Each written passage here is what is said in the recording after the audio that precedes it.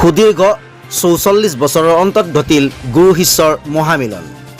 নলবাৰীৰ মিলন হাইস্কুল পানীগাঁৱৰ ১৯৮২ শিক্ষাবৰ্ষৰ সতীৰ্থ সন্মিলন।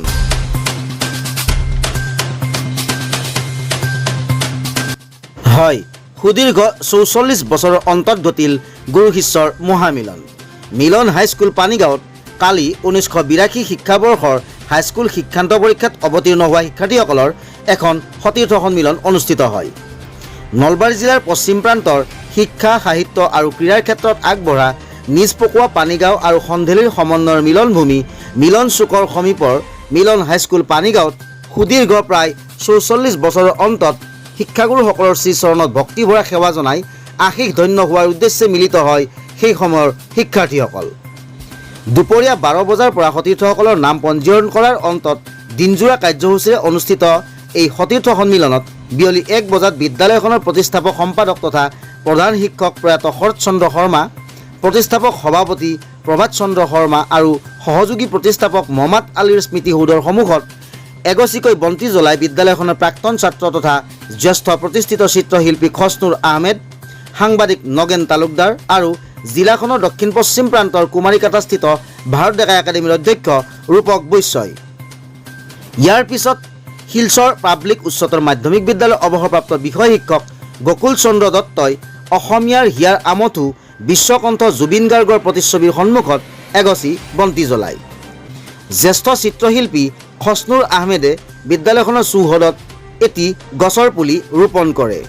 তাৰ পিছত বিদ্যালয়খনৰ শিক্ষাগুৰু আৰু সহপাঠীসকলৰ স্মৃতিত ২ অৱসৰপ্ৰাপ্ত প্ৰধান শিক্ষক ক্ৰমে প্ৰবীণ দত্ত আৰু অমূল্যনাথ শৰ্মাই এগছিকৈ বন্তি জ্বলায়। তাৰ পিছত ৰূপায়িত কাৰ্যসূচীত প্ৰতিষ্ঠাপক অৱসৰপ্ৰাপ্ত প্ৰধান শিক্ষক থানেশ্বৰ খাউদ, অৱসৰপ্ৰাপ্ত প্ৰধান শিক্ষকদ্বয় প্ৰবীণ দত্ত, অমূল্যনাথ শৰ্মা, অৱসৰপ্ৰাপ্ত সহকাৰী শিক্ষক শিক্ষয়িত্ৰী ক্ৰমে গিৰীশ কুমাৰ খাউদ, মুনীন্দ্ৰ বৰ্মন, পদুমী মজুমদাৰ, অনিমা দত্ত, অৱসৰপ্ৰাপ্ত চতুৰ্থ বৰ্গৰ কৰ্মচাৰী নৰপতি বৈশ্য, পদ্মা তালুকদাৰৰ লগতে বৰ্তমানৰ বিদ্যালয়খনৰ প্ৰধান শিক্ষক অলকেশ মজুমদাৰক সম্বৰ্ধনা জনোৱা হয়। সম্বৰ্ধনা গ্ৰহণ কৰি প্ৰতিগৰাকী শিক্ষাগুৰুৱে দিয়া সাৰুৱা তথা তাৎপৰ্যপূৰ্ণ ভাষণে একালৰ ছাত্ৰ ছাত্ৰীসকলক আৱেগিক কৰি তোলা পৰিলক্ষিত হয়। বিভিন্নজনৰ দ্বাৰা পৰিৱেশিত গীত মাতে সামগ্ৰিকভাৱে অনুষ্ঠানটো জীপাল কৰি তোলে। সতীৰ্থ ৰুবল দত্তৰ বিয়ানাম আৰু কমলেশ্বৰ খাউদৰ সুন্দৰ গায়কীৰে পৰিৱেশিত গীতে অনুষ্ঠানটোক অনন্য মাত্ৰা প্ৰদান কৰে।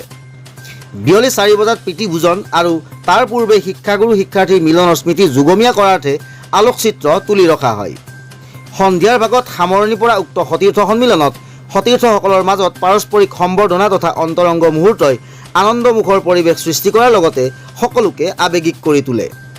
সতীৰ্থ অঞ্জন ৰায়চৌধুৰীয়ে সামগ্ৰিকভাৱে অনুষ্ঠানটোৰ আঁত ধৰাৰ লগতে শলাগ লোৱা আৰু সতীৰ্থ কমলেশ্বৰ খাউদৰ তত্বাৱধানত সতীৰ্থ সন্মিলনৰ সমূহ কাৰ্যসূচীত সতীৰ্থ নিৰ্মল শৰ্মা, মুনীন্দ্ৰ দত্ত, মইনুদ্দিন আহমেদ, প্ৰদীপ শৰ্মা, মুকুন্দ ৰাজবংশী, মুকুট আলী, বৰ্ণালী দত্ত, দীনেশ বৰ্মন, ৰৌছান আলী, পৰেণ তালুকদাৰ, সৈয়দ নজৰুল ইছলাম আদি প্ৰতিগৰাকীৰে সম্পূৰ্ণ সহযোগিতাৰে সতীৰ্থ সন্মিলনৰ সফল সামৰণি পৰে।